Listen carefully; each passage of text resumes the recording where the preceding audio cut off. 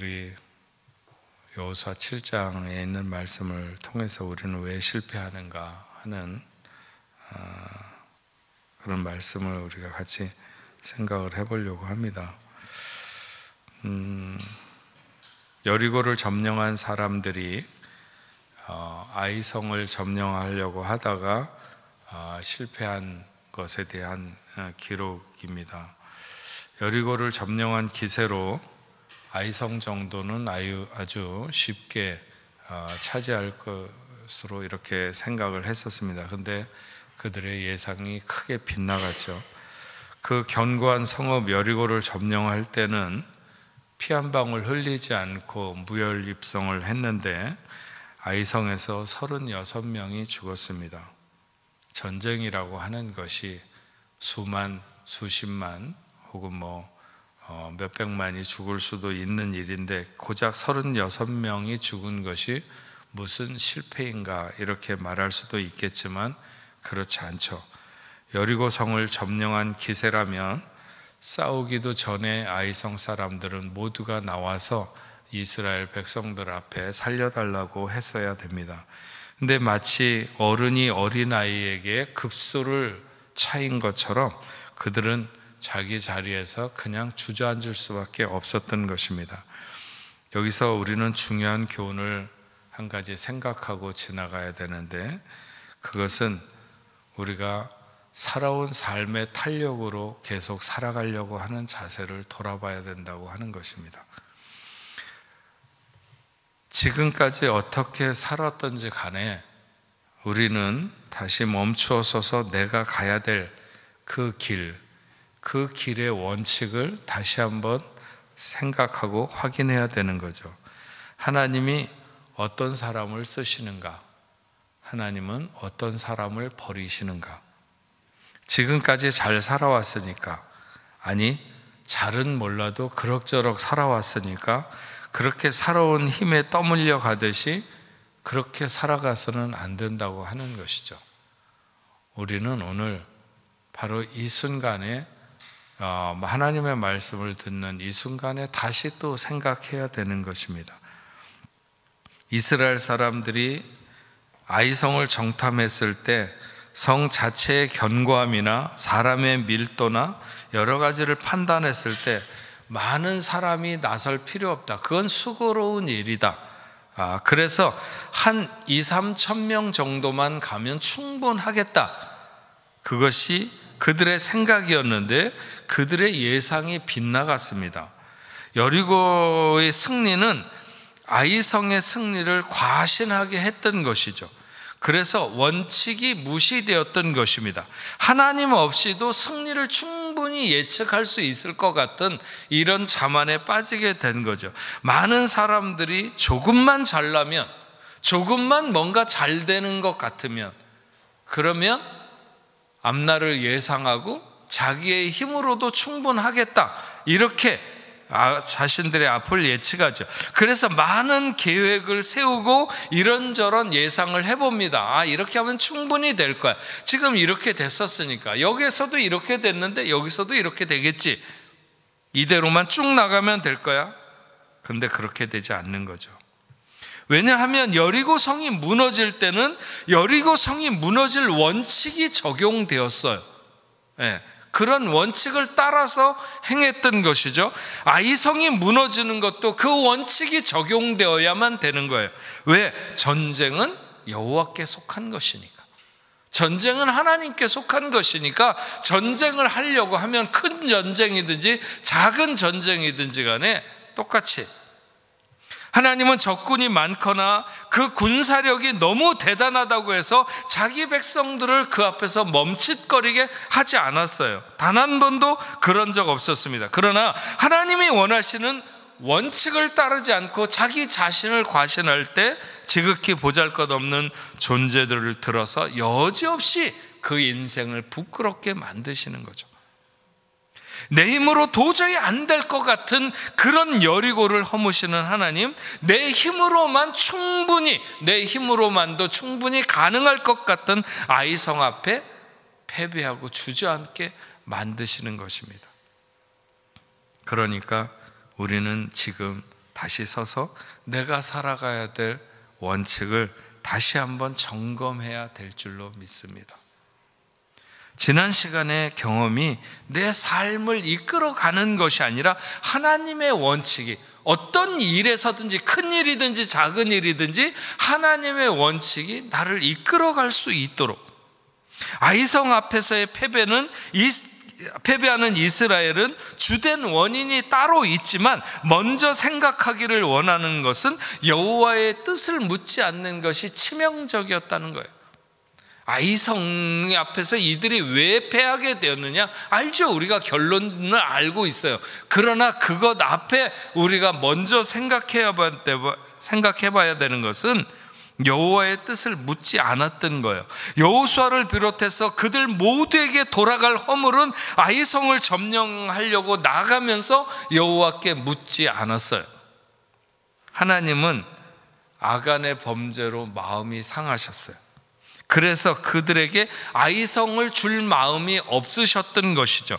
하나님의 마음이 그렇다 하더라도 만약 여호수아를 비롯한 백성의 지도자들이 하나님의 뜻을 물었다면 어떻게 됐을까요? 그들이 실패하기 전에 그들이 무엇을 해야 되는지를 알려주셨을 거예요. 왜냐하면 하나님은 항상 그렇게 알려주시니까. 치러 올라갈까요? 그렇게 물었을 때 전쟁에서 하나님이 모르겠는데 네 마음대로 해라, 이렇게 말씀하신 적은 없어요. 안 되면 안 된다, 되면 된다, 가라 가지 말아라, 하나님께서 말씀하셨을 거예요. 근데 누구도 그렇게 하지 않았어요. 그리고 임의대로 했죠. 왜냐하면 그래도 충분히 이길 수 있다고 생각하는 탄력이 작용하고 있었으니까. 전날의 승리가 오늘을 보장하는 건 아닌데, 물론 우리는 늘 승리의 습관을 갖기를 원해요. 아이들에게도 우리는 자주 그런 얘기를 하죠.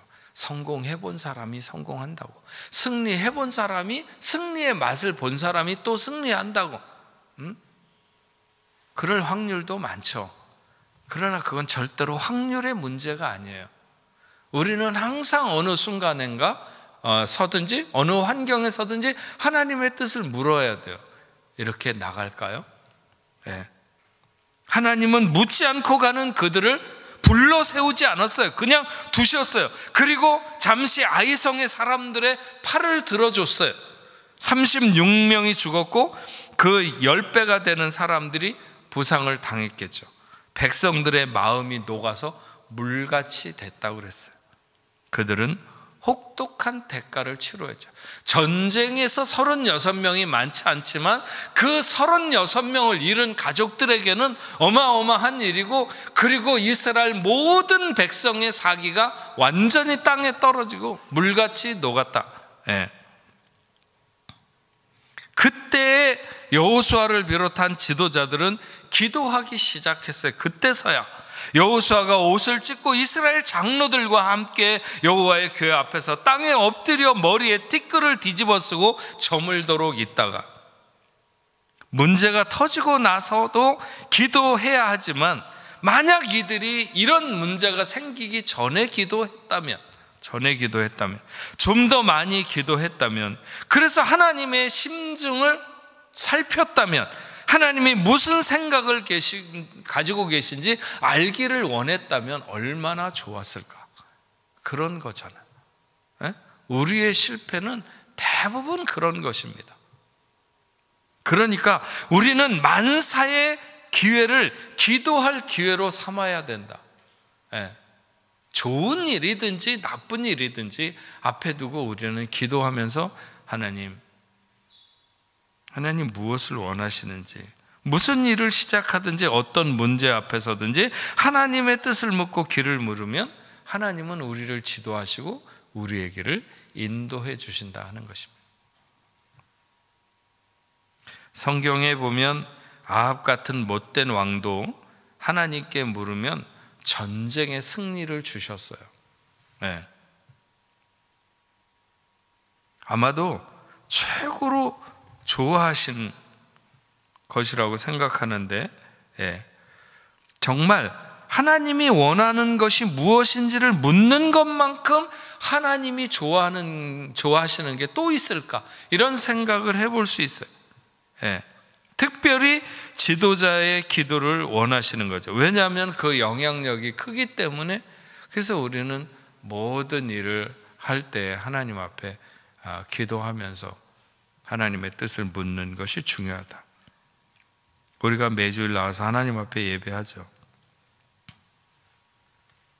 근데 교회 지도자들쯤 되면 남들보다 좀 일찍 나와서 예배하기 전에 중보 기도하고 예배를 위해서 기도하면서 하나님 오늘 우리의 예배를 기뻐 받으시겠습니까?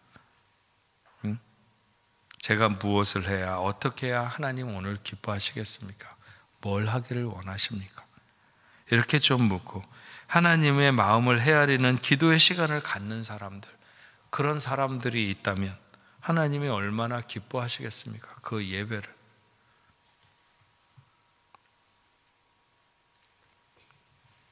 늦기는 했지만 여호수아와 장로들이 기도할 때 그들이 왜 아이성에서 실패하게 됐는지를 알게 됩니다.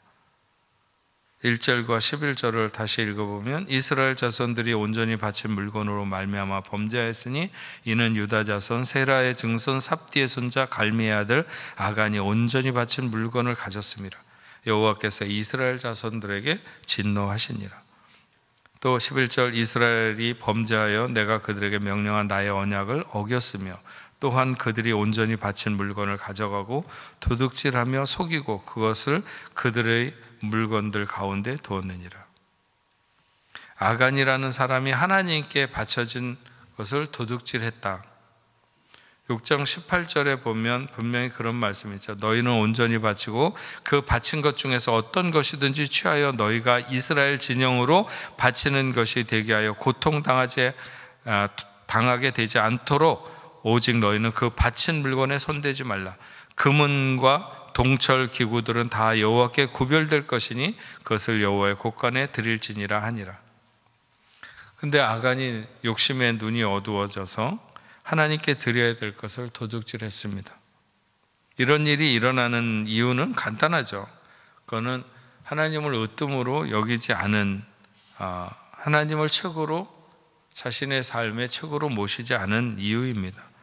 신명기 6장 5절 말씀에 너는 마음을 다하고 뜻을 다하고 힘을 다하여 주 너희 하나님을 사랑하라. 네. 우리가 세상으로부터 모든 죄로부터 우리의 자신을 가장 온전히 지킬 수 있는 길이 있다면 그건 하나님을 사랑하는 거예요. 하나님을 얼마나 뜨겁게 사랑하느냐 하는 것이 우리를 세상으로부터 다 구별시킬 수 있어요. 네. 하나님을 덜 사랑하니까 자꾸 세상에 넘어지는 거예요. 자꾸 세상을 쫓아가게 되는 거예요.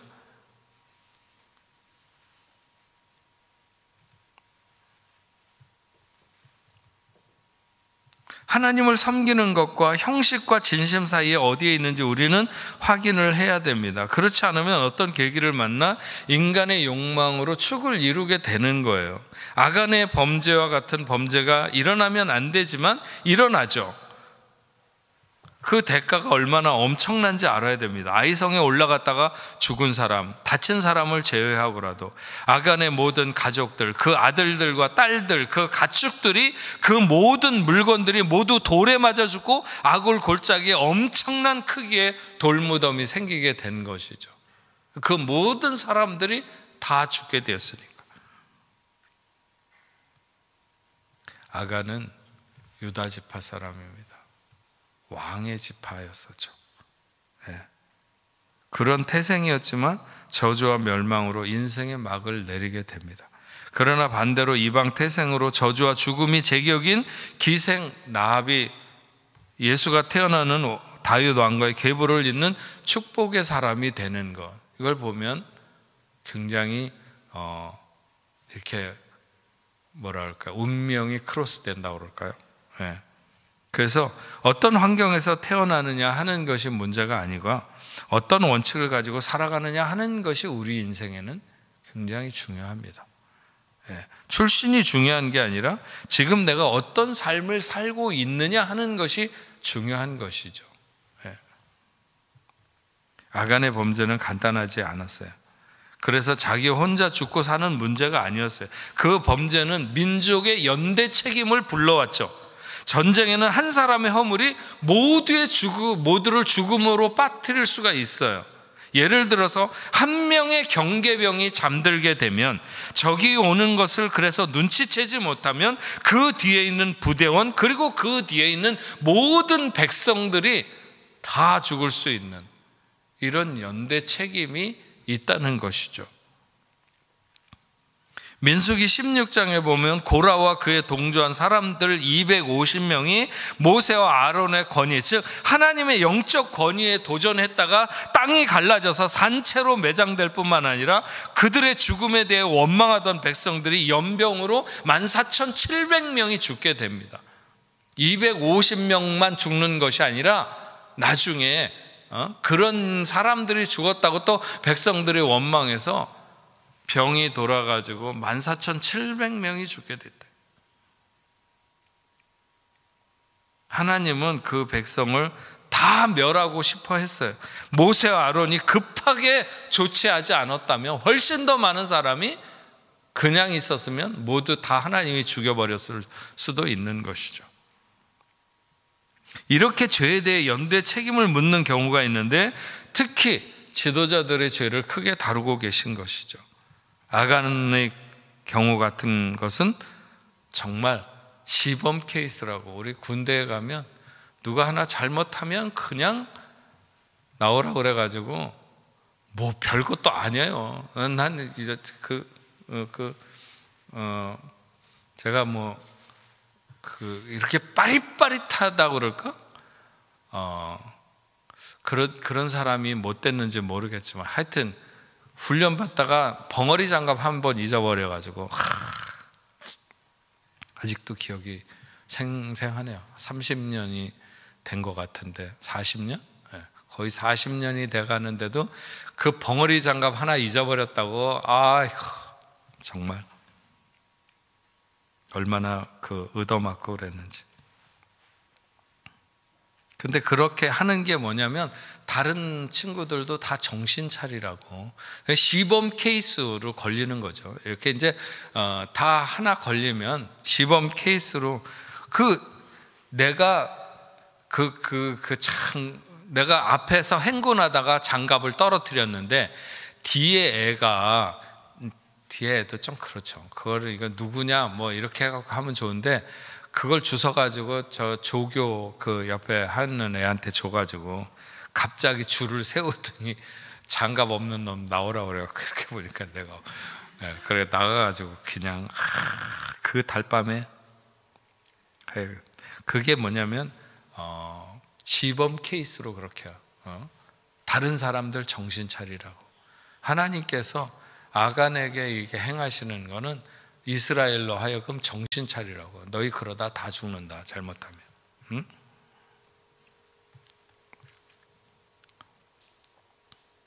아간의 범죄 사실에 대해서 여러분 이렇게 보면 그런 표현이 여러 번 나오잖아요. 뭐냐면 온전히 바친 7장에 7번이나 온전히 바친 이런 표현들이 나오고 있어요. 아간의 범죄는 하나님께 바쳐져야 마땅한 것을 그렇게 하지 않은 거예요.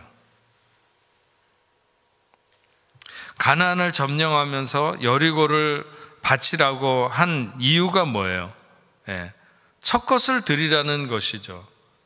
출애굽기 13장에서도 보면 신앙의 가장 기초를 얘기하고 있는 게 3가지를 말하고 있어요. 그 중에 첫 번째가 뭐예요? 첫 것을 드려라. 11조를 얘기하는 첫 것을 드려라. 그 다음에 두 번째가 무교절을 지켜라. 누룩을 없애라는 거예요. 내 생활에 부정적인 것들 이런 것들을 제하라는 거예요. 세 번째 구름기둥과 불기둥의 인도를 받아라 하는 것. 신앙생활이라고 하는 게 네가 잘하고 싶다고 잘 되는 게 아니라는 거죠. 어떤 성령의 조명하심과 이런 것이 있어야만이 될 수 있는데 그런 인도를 받으라는 것이죠. 아이성의 실패는 첫 것을 떼어 먹은 것 때문에 그런 거예요. 첫 것이 뭐예요? 여리고 성을 완전하게 하나님 앞에 깨끗하게 구별해서 드렸어야 되는데 그렇지 못했던 것이죠. 첫 것을 드린다는 의미. 신앙생활을 잘 못 배운 분들, 이런 분들이 있어요. 그렇지만 성도의 삶을, 하나님의 자녀의 삶을 살기를 원하는 사람은 첫 것을 드리는 것에 대해서 생각이 깊어야 돼요. 그런 얘기가 있잖아요. 어느 개척교회 하시는 목사님이 생활이 너무 어려워서 힘이 들어가지고 교인들에게 빌리는 것보다는 하나님께 빌리는 게 낫지 않냐 이래가지고 11조를 자기가 이제 쓴 거죠. 쓰고 장부에다가는 기록을 해놨어요. 하나님 앞에 빌린다고 그렇게. 근데 어느 날 나갔다 들어왔더니 도둑이 들어가지고 아이만 빼놓고 다 집어간 거예요. 너무 이 목사님이 화가 나서 하나님께 원망하면서, 아니 개척교회 뭘 가져갈 게 있다고 이렇게 다 가져가게 하십니까? 그랬더니 출애굽기 22장 1절 말씀을 그 목사님에게 생각나게 하시더래요. 사람이 소나 양을 도둑질하여 잡거나 팔면 그는 소 한 마리에 소 5마리로 갚고 양 한 마리에 양 4마리로 갚을지니라. 그래서 계산해 보니까 자기가 하나님 앞에 드려야 된 것에 딱 4배씩 다 가져갔다라는 거예요. 그래서 교회에 이렇게 하면서 목회자로서 뭐 가끔 가다가 이렇게 헌금 얘기 자주 하는 것, 그런 것에 대한 부담이라고 그럴까요? 그런 생각이 들 때도 있어요. 제가 조금 이렇게 영적으로 믿음이 약하거나 그러면 그런 생각이 들기도 하는데, 근데 원칙적으로는요, 우리 목사님 헌금 얘기 너무 자주 한다, 그런 얘기 듣는 것보다는 우리 목사님이 안 가르쳐줘서 헌금을 못했다, 이런 소리를 듣고 싶지 않아요. 그건 정말 하나님께서 책임을 물으시는 소리니까. 사람들이 뒤에서 뭐 돌아가면서 좀 얘기하든지, 그렇게 얘기한다고 내 가슴에 와서 화살 안 박혀요. 그러니까 뭐 돌아가다가 그런 얘기를 하든지 말든지 괜찮지만 하나님에게 책망을 듣고 싶지는 않아요. 그런 자신감 때문에 그런지 모르겠지만 우리 교회는 그래도 저는 늘 지금까지 해오면서 인원수나 여러 가지 것에 비해서 11조 하는 사람들, 정확하게 하려고 하는 사람들, 그런 사람들에 대해서 만족해하는 편입니다. 대부분들이 많이 성실하게 하는 분들이니까. 첫 것을 구별하지 못하는 분들, 그런 사람들은 하나님을 최고로 으뜸으로 섬긴다고 말할 수 없어요. 조금만 소득이 많이 늘어나면 11조 가지고 자기 마음대로 하는 사람이 있어요.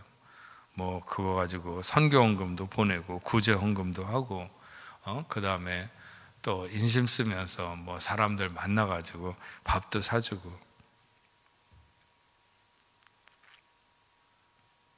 어떤 사람들은 꼭 돕고 싶은 선교지가 있어가지고 우리 교회는 부자니까 그러면서 자기 마음대로 그 돈을 갖다가 선교지로 보내거나 뭐 그런 사람도 있는데, 그건 아니라고 봅니다. 우리의 신앙생활 중에서 성수주의라는 것과 11조를 드리는 것, 이거는 우리가 정말 시대가 그렇지 않은 시대로 갈수록 더욱더 선명하게 우리가 지켜서 행하면, 그러면 저는 하나님 앞에 하나님이 그 사람의 삶을 책임지신다, 희미하게 사니까 안 되는 거죠. 하나님을 최고로 여기는 구별된 생활, 그게 우리에게 중요하다. 얼마 전에 돌아가신 그 이희돈 장로님, 세계무역센터의 수석 부회장이었던 그 장로님이 얼마 전에 돌아가셔서 그 장례식 영상이 왔던데, 이분 정말 돈 엄청 많으신 분이죠. 그래서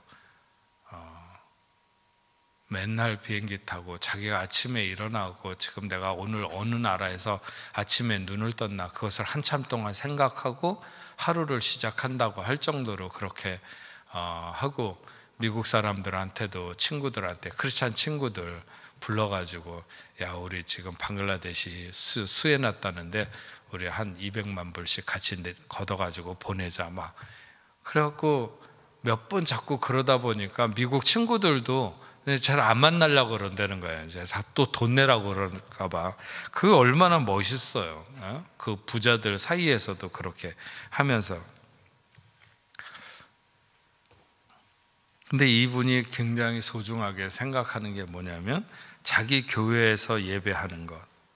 그래서 뭐 세계 어디서든지 강요 회의를 하다가도 주말이 되면 미국으로 간다는 거예요.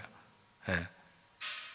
자긴 자기 회사, 그 세계 지금 9.11 테러로 무너졌던 거기가 그 사람이 근무하던 곳이고, 그런데 자기 회장도 그렇게 두려워하지 않아요.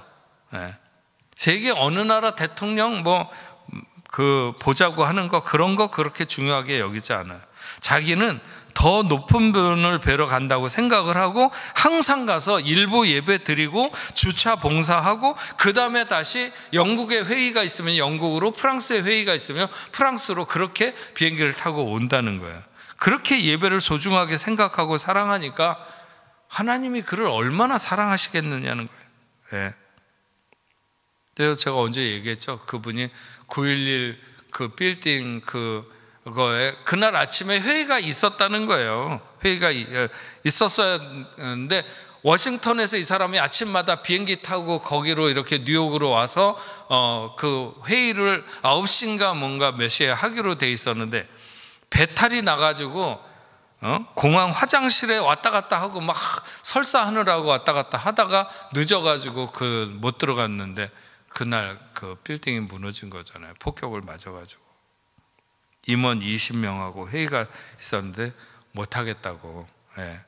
그래서 오후에 다시 모이자고 해서 그 사람들이 다 흩어지고, 그리고 빌딩이 그게 무너진 거예요.